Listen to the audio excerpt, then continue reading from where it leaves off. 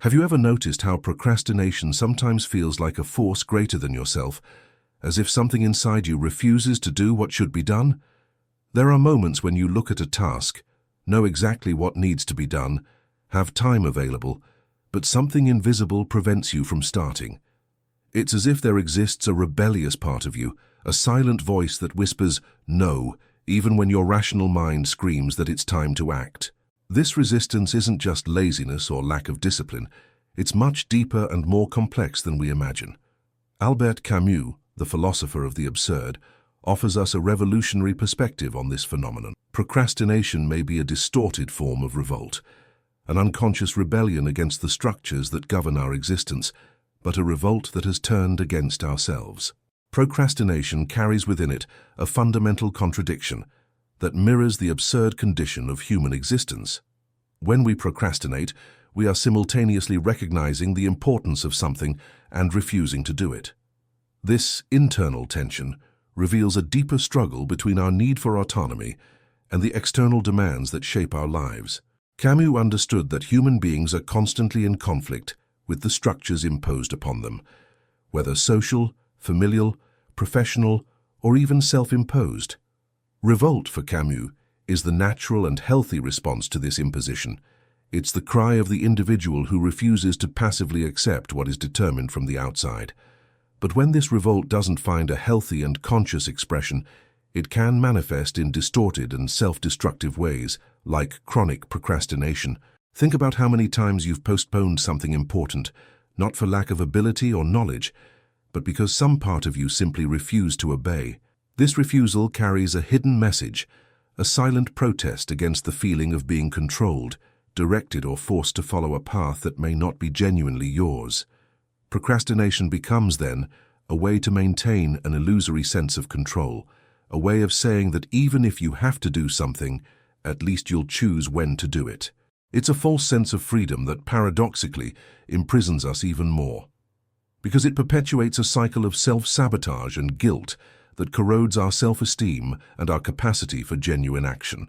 The issue becomes even more complex when we consider that many of the tasks we procrastinate on are connected to our own goals and dreams. Why do we postpone exactly what we say we want? Why do we sabotage our own projects, our own ambitions? Camus would help us understand that often these goals have been internalized without genuine reflection on whether they truly correspond to our deepest values.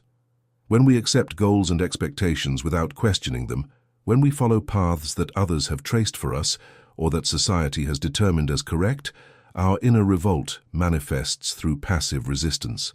Procrastination becomes, in this context, an alarm signal of our authenticity, an indicator that something isn't aligned between what we do and what we genuinely are. This unconscious resistance is also intimately connected to the fear of responsibility that accompanies action. When we act, when we genuinely commit to something, we assume responsibility for the consequences. Camus spoke about the anguish of freedom, about how the awareness of our total responsibility for our choices can be overwhelming. Procrastination offers temporary refuge from this responsibility, a gray zone where we haven't yet made the definitive decision, where we haven't yet committed totally. It's more comfortable to live in potentiality than in the reality of action, because while we don't act, we keep all possibilities open, avoiding confrontation with our finitude and limitations. But this escape from responsibility exacts a very high price. Chronic procrastination generates a state of constant anxiety, a persistent feeling that something important is being neglected. We live with the guilty consciousness that we should be doing something else, that we're wasting time and opportunities.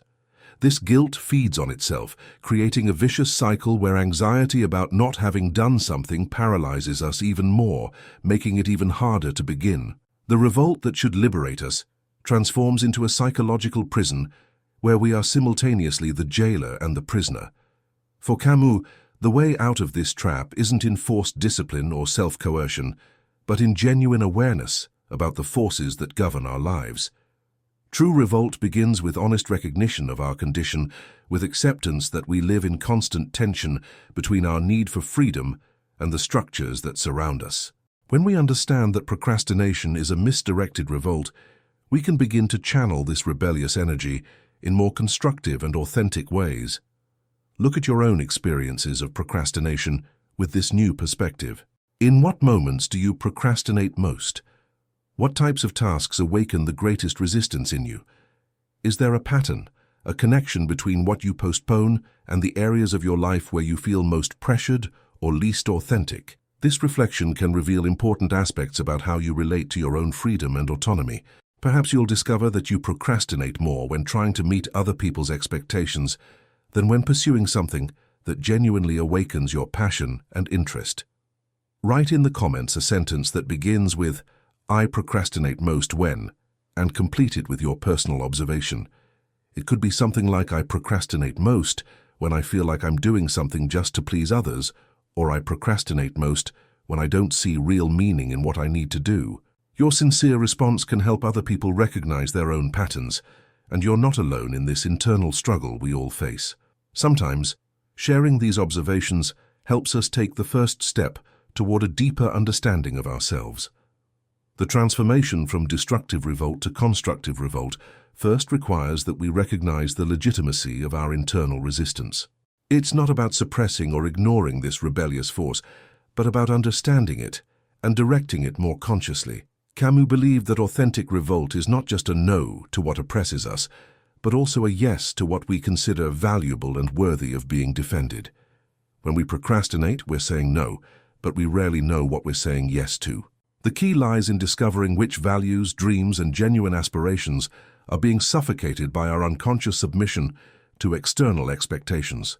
This discovery isn't just an intellectual process, but a journey of self-knowledge that involves deeply questioning the motivations behind our actions and objectives. Why do you want what you say you want?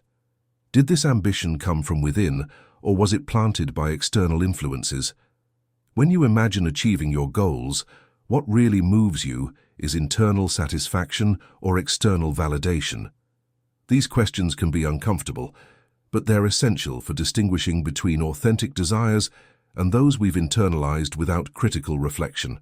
Procrastination is often our unconscious wisdom trying to protect us from pursuing paths that aren't genuinely ours. Once we begin to identify these incongruences, the nature of our revolt can transform. Instead of passive and self-destructive resistance, we can develop active and constructive resistance. This means having the courage to say no to paths that don't resonate with our inner truth, even if this disappoints others or goes against social expectations. It also means having the courage to say yes to projects, dreams, and actions that genuinely awaken our passion and sense of purpose, even if this involves risks and uncertainties. Camus teaches us that absurd life isn't a meaningless life, but a life where we create our own meaning through our conscious choices and actions. When we direct our rebellious energy toward creating a more authentic life, procrastination naturally diminishes because there's no longer internal conflict between what we do and what we are. Action becomes a natural expression of our revolt against mediocrity, against life lived on autopilot, against unconscious submission to forces we haven't consciously chosen. But this transformation doesn't happen overnight. It requires patience, self-compassion, and the willingness to face the anxieties and insecurities that arise when we begin to live more authentically. There are moments when it will be harder to procrastinate than to act, because action aligned with our deepest values carries a natural energy that propels us forward. There are other moments when old resistance will still emerge, especially when we're facing challenges that test our determination and courage. The important thing is to recognize that this internal struggle is part of the human condition. We're not trying to completely eliminate procrastination or become productivity machines. We're trying to understand and honor the messages that our internal resistance is trying to transmit to us. Sometimes procrastinating can be a sign that we need to rest, reflect, or reconsider our paths. Other times, it can be an indicator that we're avoiding something important that requires our attention and courage. The difference between procrastination as unresolved revolt and conscious pause as a self-care strategy lies in the awareness and intentionality behind the action or inaction. When we consciously postpone something to care for legitimate needs or to create space for reflection, we're exercising our autonomy in a healthy way.